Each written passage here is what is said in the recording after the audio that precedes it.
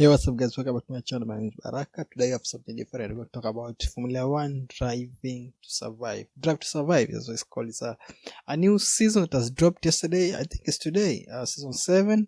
And I want to react to it and share with you guys, give my own review and what I think of the episode. So I just watched episode 1 and I would like to go through with you guys, try to give my opinion and what I think about it. So I think in general it is a very good season. I think it has covered a lot of things. I mean, I've not watched the other episodes. I've only watched episode 1, so I don't know what the episode are going to cover. But I think so far I've watched, I'm very satisfied. I think the episode has gone into detail. It has covered very important things, and interesting time. Let's jump on this review. So episode 1 is mostly focused on Lewis Hamilton, new contract Ferrari, and the controversy that surrounded Christian Horner with the person who was to work at Red Bull at that time. So we introduced to Lewis, and they talking about the being surprised to hear that Lewis is going to Ferrari. It wasn't something he didn't expect, and I was asking himself questions. Why now? Why did Lewis want to go Ferrari? He wasn't. It was like unexpected, and it was announced at the beginning of 2024, which is basically the beginning of the season. So it's something like nobody really expects that. And then you're going to have a whole year knowing you're going to lose a driver, and it was a dilemma for the team, because now they have to look for a new driver, and then they have to drive with a driver who doesn't want to be there, a driver who's going to leave. So it's a matter of trying to give their best, but also protect themselves for the future, in order not to give out plans and secrets for their new car 2025. And we are seeing Lewis seeing the car for the first time, and he didn't like the livery. He said that it looked like two different cars put together. For him, he probably changed it, and Toto was saying, and they're making jokes with George, saying probably you'll see me when I'm in front of you, you'll see the new livery, something like that. So it's more of a banter, but I think it goes into details, talking about Lewis' contract, and we also shown the perspective of Carlos Sainz. He didn't receive the news very well. He was hurt, he was sad, and for him it was an opportunity to try to sell himself, to show that he's a good driver, and try to find a team that probably try to bid for himself, to find a better team. And you see that at the beginning of the year he drove very well. I think he won a race. I don't know if it's Australia or where, but he finished P3, which was a very good result. And then he also won a race. So at the beginning of the year, Carlos did very well in order to market himself. But deep down, he was very hurt about the news, something I didn't expect. But also he says that if he's going to lose a seat to Lewis, probably it doesn't hurt as much as losing to somebody else, but still he's going to lose a seat. So I think that was the negative part of everything.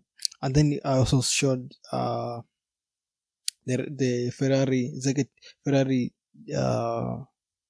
is it called? The leader of Ferrari saying that I think the news for announcing Lewis transfer was at the best time during F24 was better, so that they can focus on other things in the year, so that they can put that news aside. And also this perspective of Christian Horner, which I think it went into length at the beginning of the year, beginning of the season. There was Christian Horner was accused of misconduct with a female that used to work at Red Bull. So there was the investigation, and then I think it was dismissed pretty quickly. It didn't really go deep. It was dismissed very quickly. There were journalists asking questions. It was difficult for him, and also the other thing, people like Zach and Toto, they were like looking, just sitting and watching what is going on. And they're saying that if this opportunity for Red Bull failing, then they're going to take this opportunity for us to be ahead of Red Bull, because I think it's going to create some mismanagement. It's going to create some miscommunication in the team, and that may be an opportunity to beat Red Bull. At the same time, we see that the allegation was dismissed, and then surprisingly, I think on Saturday, second day practice, it was qualifying, I think, to go to the race. They were leaked, WhatsApp messages were leaked showing that there were chats with Christian Horner and the female, and inappropriate chats. So I don't know if they were his chat or they were not. Nobody really knows. I'm sure. I don't want to speculate, but I don't know. He said that it's something he can't talk about. He can't talk about something that was sent anonymously. He doesn't know who sent it. So it's anonymous, but it also created a lot of problems now because I think it came at a very specific time when it's like the next day is going to be a race. Cristiano himself said that whoever did it planned very well because he brought the news at a very specific time, knowing that it's going to create some confusion, it's going to create some conflicts, and there was a lot of conflicts we see or later in the episode. You see that Max Verstappen father George Verstappen, he was not a big fan of Cristiano staying there because of those news. They were a lot of people really trying to take sides, stuff like that. So, but I think I think eventually it was also dismissed because it was anonymous. Nobody really came forward saying this is evidence, not just something that was sent to journalists and teams principals in the WhatsApp group. So it was like something that was done in secret. Nobody really came forward. So I think that's why it wasn't pursued. So yeah, mostly the episode really talks about Lewis and Xan Horn, also talks about a bit of Colossans with how he receives the news and what's going on. Also, I think to add something, also we were shown about Mercedes. There was a part of Mercedes that Mercedes started the season very bad. I think they finished P7 in the first race. Lewis finished P7, something like that.